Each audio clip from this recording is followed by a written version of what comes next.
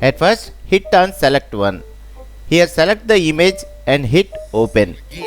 Now take the pen tool and create the path around the ceiling area like this. Also create path around the TV unit. Now hit on shape button on top. Decrease the fill percentage to 0. Now go to effects and choose inner glow effect. Here change the color to white. Also change blend mode to linear dodge. Increase the opacity to 75%.